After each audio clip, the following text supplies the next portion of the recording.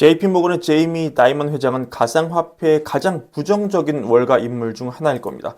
그가 내놓은 발언을 보면 하나같이 강경일변도인데요. 발언 어록을 좀 살펴보자면 나는 항상 가상화폐와 비트코인에 대해서 깊이 반대를 해왔다. 가상화폐의 진짜 사용처는 범죄, 마약 밀매, 돈 세탁, 탈세를 위한 것이다. 내가 정부라면 금지할 것이다. 비트코인은 가치가 없는 애완용 돌에 불과하다. 그것은 보유할 가치가 없다.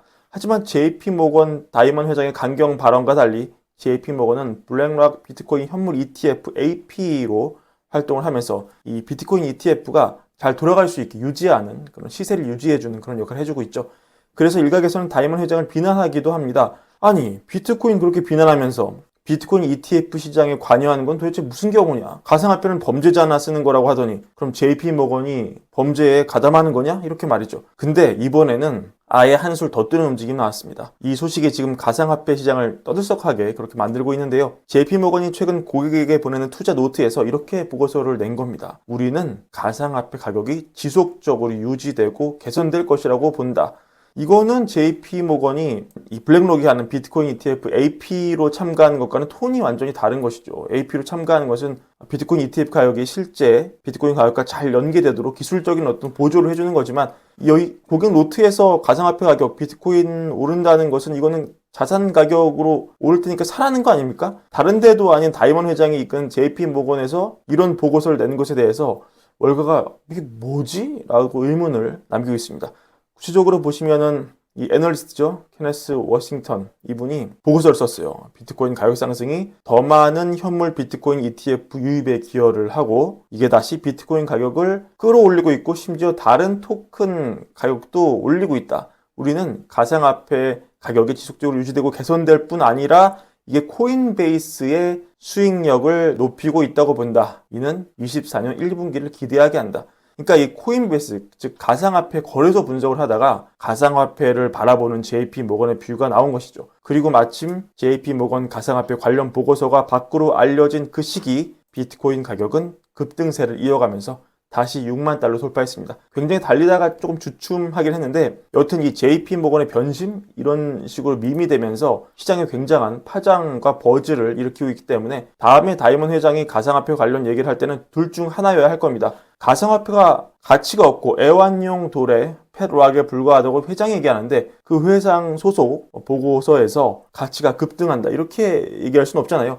그럼 다이먼 회장이 뷰를 바꾸던가 아니면은 JP모건은 회장 따로 애널리스트 따로 의견 통일이 안 되는 콩가루 회사다 이걸 인정하든지 둘 중 하나가 될 게 분명합니다. 조만간 이제 PCE가 나오게 됩니다. CPI와 PPI 모두 예상 못 들어왔기 때문에 연준이 가장 중요하게 여기는 PCE가 어떻게 나올지 초미의 관심사인데요. 일단 CPI랑 PPI가 올라갔기 때문에 PCE도 올라가는 거는 기정사실이라고 봐야 할 것 같습니다. 여기까지는 시장이다. 가격에 반영을 해놨다고 봐야 되겠죠. 지금 월가 대략적인 예측은 헤드라인 기준으로 전월 대비 0.3% 상승해서 12월 0.2%보다 올라갔을 것이다. 4개월 만에 가장 큰 상승폭 기록할 것이다. 근원 PC 보면은 전월 대비 0.4% 올라서 그전 상치가 0.2였으니까 2배가 되는 거죠. 이거 역시 1년 만에 가장 큰 상승을 기록할 것이다. 이런 예측입니다. 연준은 여러 이유로 CPI보다 PCE를 더 신뢰하고 있고 심지어 PCE가 중요하고 CPI는 보고 있지 않다. 연준은 관심사가 아니다. 이런 얘기까지 할 정도입니다. 굴스비 총재 발언 이전에 설명을 드린 바 있죠. 주거비 비중이 높은 CPI와 달리 PCE는 주거비 비중이 낮기 때문에 좀 더 현실을 잘 보여준다 이런 지적이 나오고 있고요. 또 주거비 비중이 높은 CPI에서 CPI로 보는 주거비는 후행하는 지표다. 왜곡이 심하다. 이런 지적도 함께 나오고 있습니다. 그러니까 헤드라인 0.3% 상승, 근원 0.4% 상승까지는 오케이인데 문제는 이거보다 확 올라갈 경우에 진짜 시장이 미치는 파장이 크다는 겁니다. 왜냐면 CPI 올라갈 때도 PPI 올라갈 때도 애써 연준 위원들은 그게 중요한 게 아니라 PCE가 진짜 100이고 인플레는 안정적으로 연간 목표치 2%를 향해 내려가고 있다 이렇게 주장을 해왔기 때문이죠. 즉 이번에 PCE마저 기대를 확 넘어버린다면 당분간 연준 위원은 기댈 곳이 없다.